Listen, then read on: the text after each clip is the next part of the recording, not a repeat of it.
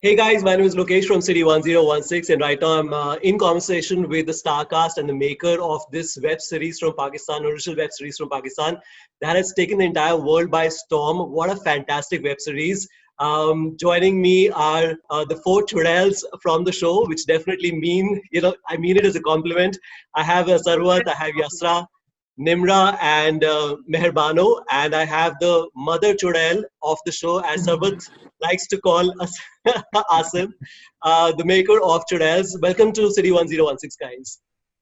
Thank you. Hi, thank you. Hey. Funnily, I was watching Cake last night, just to prepare for the interview, and it kind of struck me, Asim, that um, Cake was about one woman.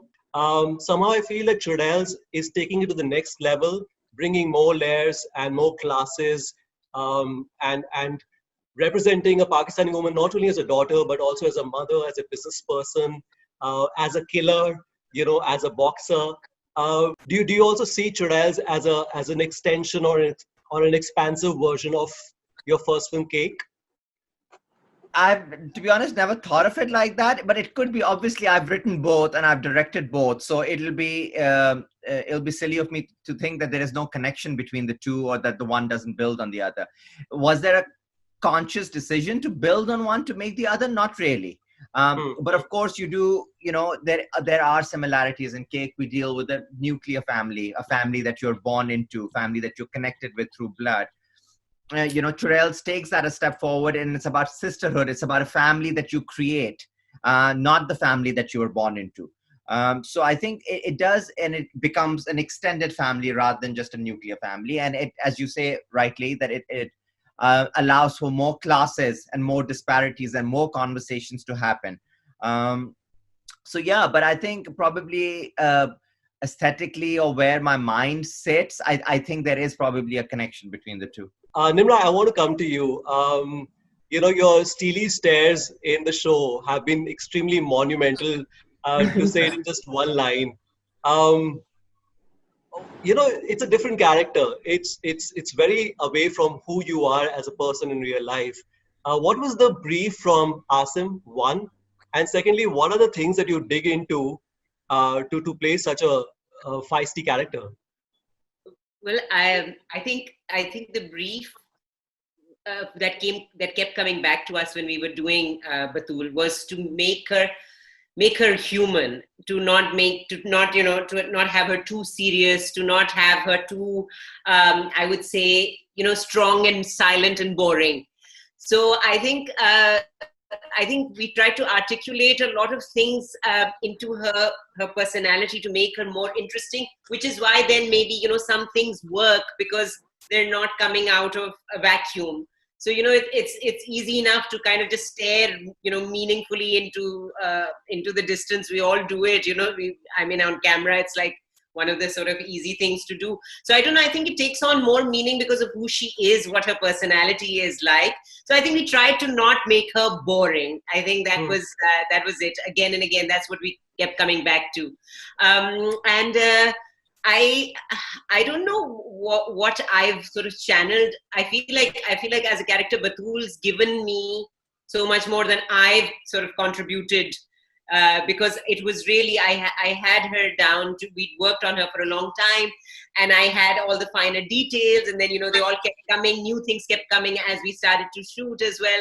So Like what? Tell me the new things that kept on coming.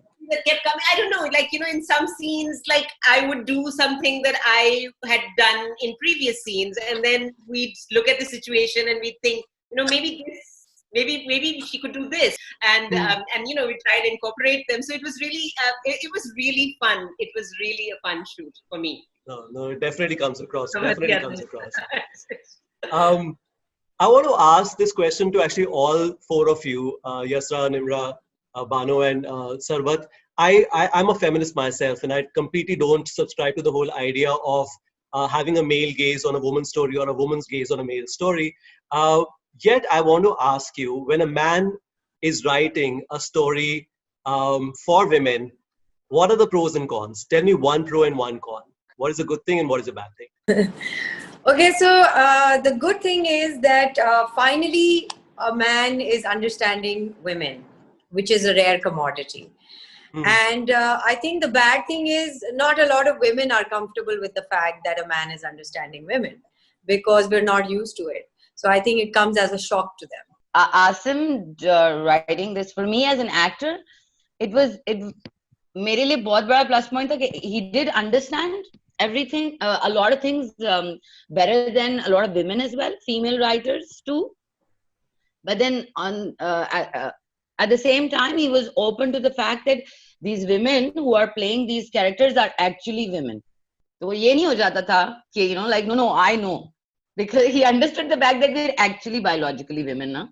So if we are suggesting something, or if we come up with an idea in a scene, or if we say maybe maybe this could be a little more intensified here, a woman like this, or an actual woman would probably push it a little more. So he was open to that. He understood that. I have worked with male directors and writers who are not.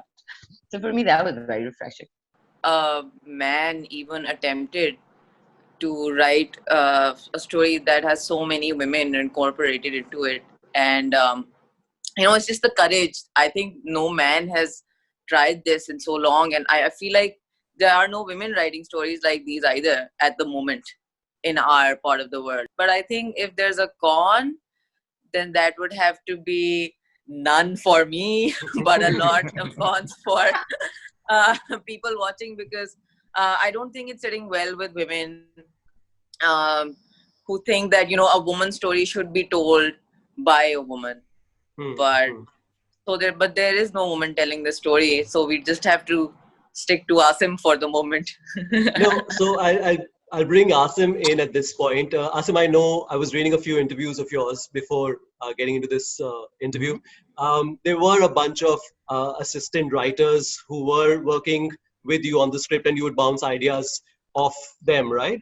I wanted to know, was there any point, did you think that you were seeing things from a male's perspective, and then you kind of changed your mind when you had different ideas from your fellow workers?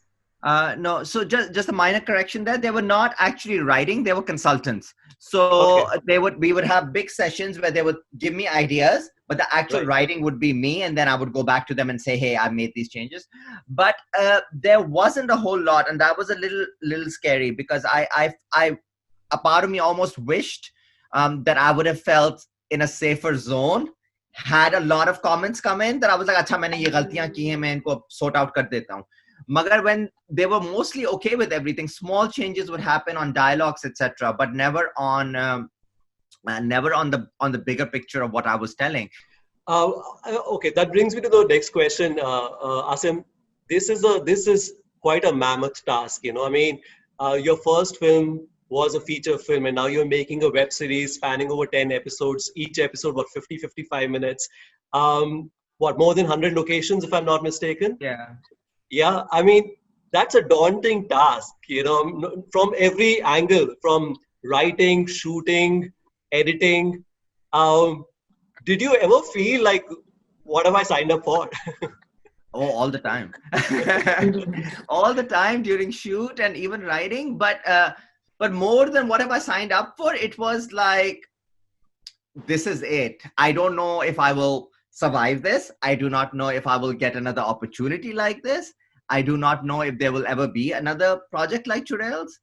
So I think that the bhook was much more than the fear of what I was getting into. It was just like, okay, you've been given this opportunity to write whatever you want to write.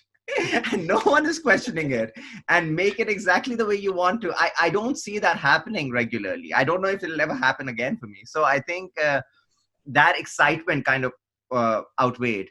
No, and all thanks to OTT platforms. Yeah. So yeah, big thanks to Z5 Global. Absolutely. Yeah, for letting all these stories come out so naturally and so effortlessly. Reminding all the viewers right now, it's available on it's a Zindagi Originals today, so please go watch it. Lokesh, Yes, I just wanted to add please go ahead. that it's a very good phone app. The Z5 app is very good on the phone. Like, I'm hooked. I've never used a phone app of any programming which is this good and this smooth. So like, it's very good on the phone. I love it. Coming back to Bano, one of the scenes that really stood out for me is the Red Riding Hood costume of yours. That was so symbolic, and that was done so brilliantly. I want to ask, as actors, do you also have like a say, and do you also go into the details of the symbolism that's there in the web series, from the writer and the director? Do you kind of pick on all these things? Do you have conversations with the director when you're doing that scene? Yeah, of course. We had everything prepared well in advance for each of the scenes that we did. But I feel like there were a lot of small mise-en-scene details that Asim had left out in terms of, how we're going to go on set and, really get into the scene. So when I would go into the scene, any scene, could be any scene really. And when I saw the set, and RH he is our production designer. Now he had always outdone himself, always. He'd always done so well. He'd added so many little details to the mise-en-scene that, it would kind of always help us get into character a bit more than we already were. So it also kind of added to the environment. There were layers added to the whole thing. And especially with the Red Riding Hood scene that you speak of, I feel like the set was so immaculate, and there were so many tiny details that I actually really got creeped out during the party sequence. So I think the production design and the whole mise-en-scene really helped me stay in character overall. Mm-hmm. And then Swan Lake starts playing in the background. That was another fabulous thing, by the way, in that scene. Yes, so I'm going to come to you. The beauty of Churels is the fact that the show is not really trying to put women on a pedestal. They're trying to show the women with their flaws and with their problems as well. One of the scenes that really stood out for me was when you tell Batul that you're hiring her because tum jaisi aurtein cheap, they come cheap, right? I wanted to understand the psychology of women. There are so many times when we talk about women empowerment and stuff, but we also feel that women have kind of internalized patriarchy in a way. Did you ever feel like that? Do you think, because there are a few characters in the web series itself where the women and the wives are siding their husbands. So do you think women also kind of internalize patriarchy to a point that they start perpetuating it? So this is true. And then it is just like, for example, in our country, in Pakistan, we've had strange kind of censorship on storytelling for a very long time. And what it has done is that it has resulted in artists self-censoring themselves now. They censor themselves so much that they don't realize that they end up censoring things that might not ever get censored by the regulatory authorities.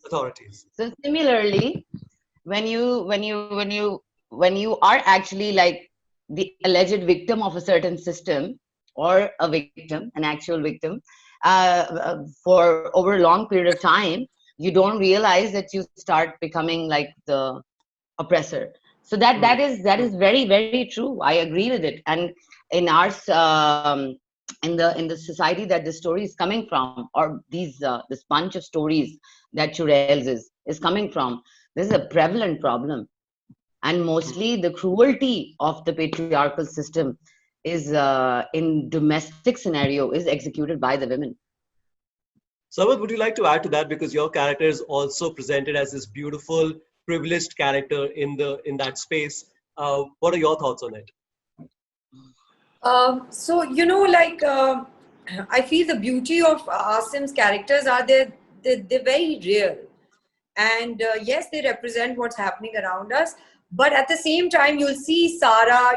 When the series starts, she looks like this perfect wife and perfect homemaker.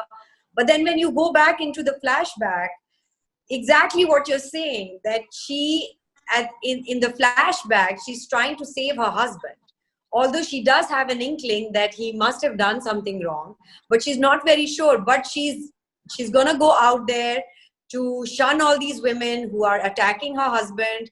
And she has this inkling that he must have had something, because she does ask him later on.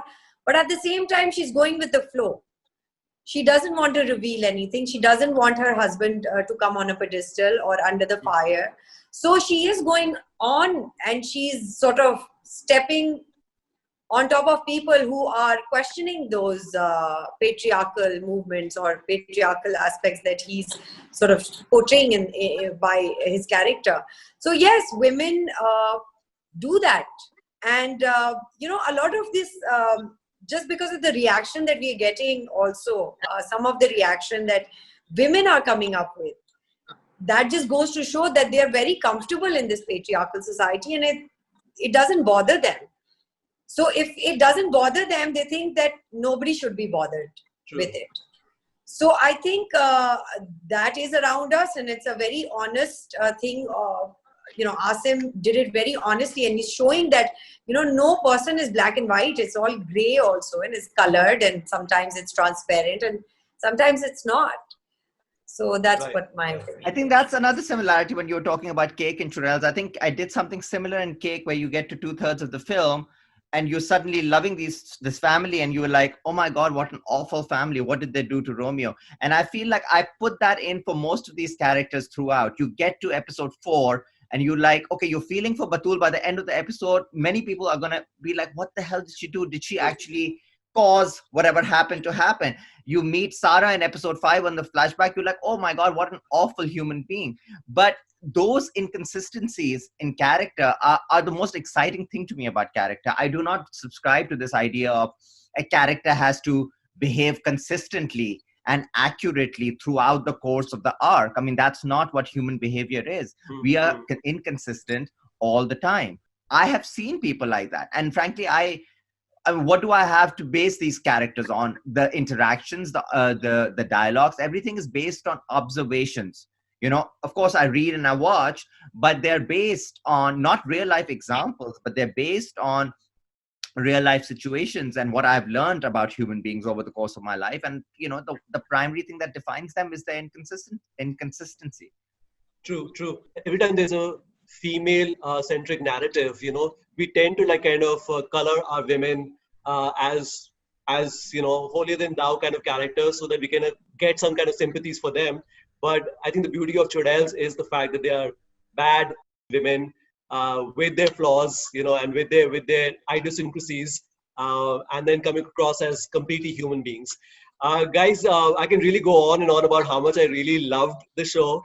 But thank you so much for joining in, and I really hope that we get to see more work from all 5 of you. And I'm wishing you all the luck, man. All right, thank you so much. Thank you, Lokesh. Thank you. It was lovely. Thank you. City 1016.